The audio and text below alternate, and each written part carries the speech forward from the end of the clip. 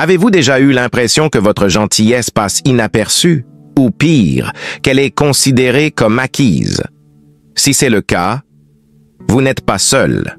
Dans notre monde, la véritable générosité est souvent ignorée ou rencontrée avec indifférence. On nous a appris depuis l'enfance à mettre les besoins des autres avant les nôtres. On nous a dit de partager, d'aider, de donner. Et maintenant que nous avons grandi, remplis du désir de faire le bien, que se passe-t-il si notre altruisme se retourne contre nous? Que se passe-t-il si les gens commencent à nous percevoir comme une source inépuisable d'aide et de soutien?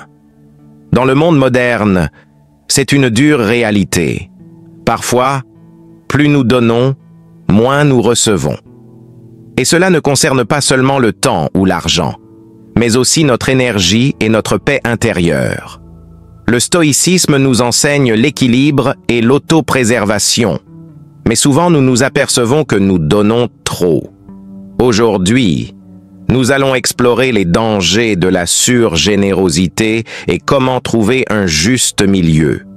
Nous allons découvrir ensemble les 10 conséquences dangereuses de l'excès de gentillesse. Et si vous appréciez ce contenu, n'oubliez pas de liker cette vidéo et de vous abonner à notre chaîne Stoïcisme en pratique pour ne rien manquer de nos prochains conseils inspirants. Donc, si vous avez déjà ressenti que votre aide n'est pas appréciée, cette vidéo est pour vous. Premièrement, une trop grande gentillesse peut vous faire paraître faible. Le stoïcisme nous enseigne la force intérieure et la maîtrise de soi. Si vous aidez toujours tout le monde, vous pouvez donner une impression erronée. Il y a une complexité à équilibrer entre l'aide et l'excès de gentillesse, ce qui peut conduire à une perception incorrecte. Imaginez cette situation. Vous êtes toujours prêt à aider, mais au final, les gens vous voient comme quelqu'un sur qui ils peuvent se décharger de leurs responsabilités. Cela peut donner une impression de faiblesse et les gens peuvent cesser de valoriser votre contribution. Mais voici la clé. Commencez à dire non, fermement mais poliment. Imaginez-vous comme une personne qui respecte son temps et qui se valorise. Lorsque vous fixez des limites, cela change la perception des autres. Vous ne devenez plus simplement une personne prête à tout, mais quelqu'un qui mérite le respect.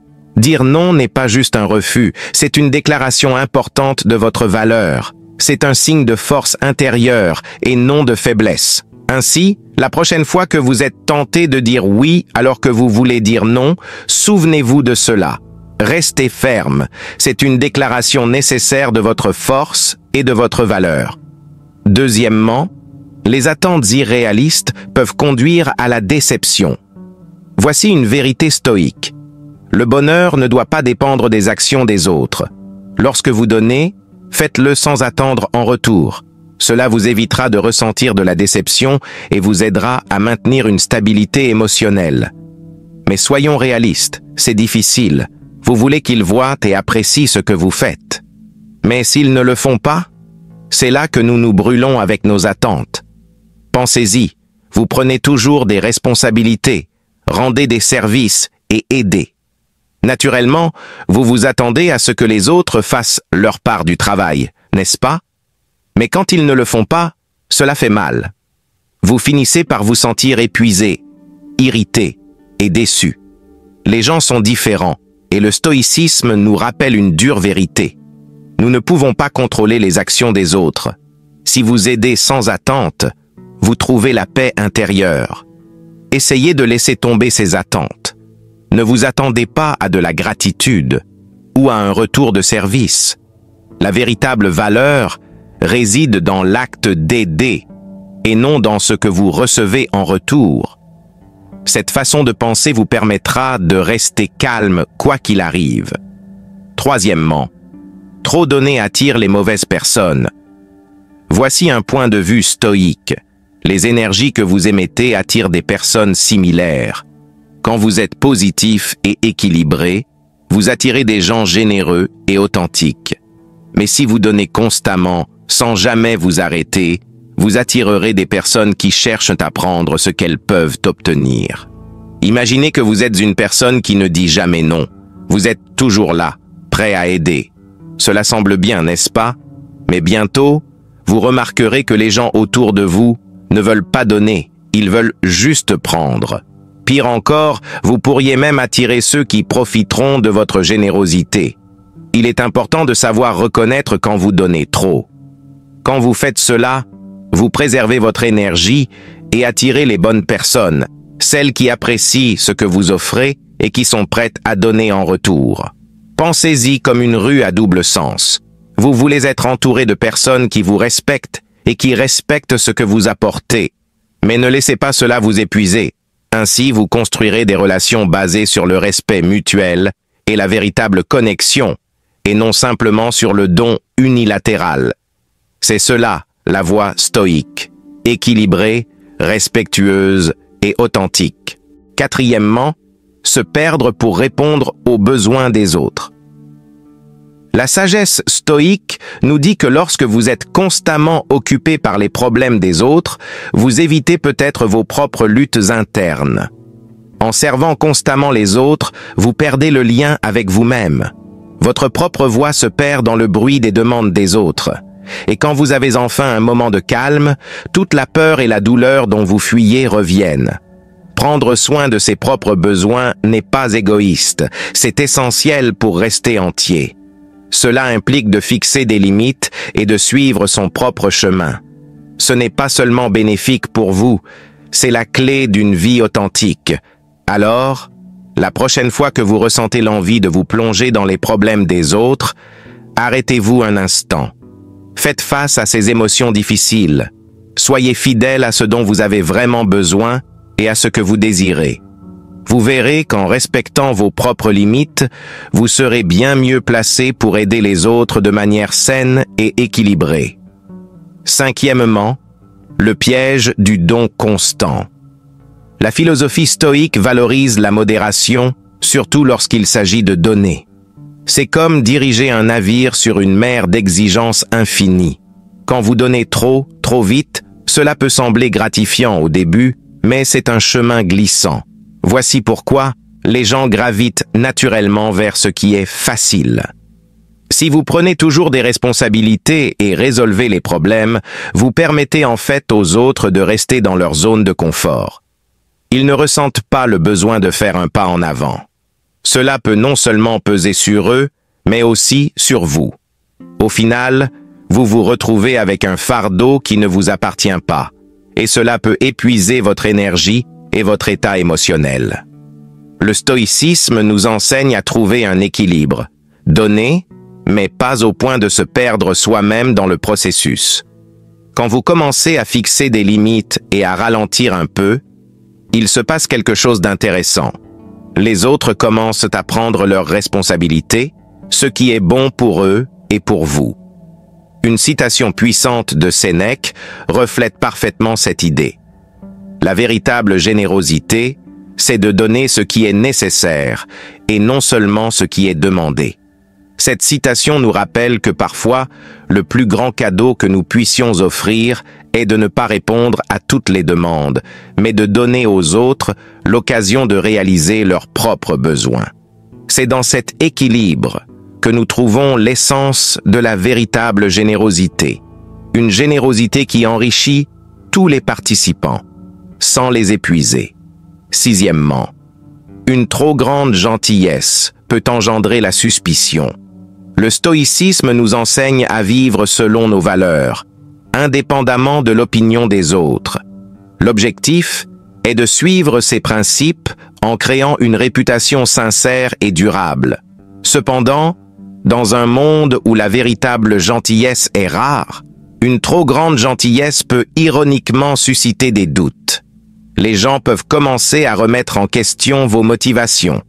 Ils se demanderont pourquoi cette personne est-elle si généreuse? Qu'est-ce que cela lui apporte? Il ne s'agit pas nécessairement de cynisme, c'est souvent une réaction réaliste.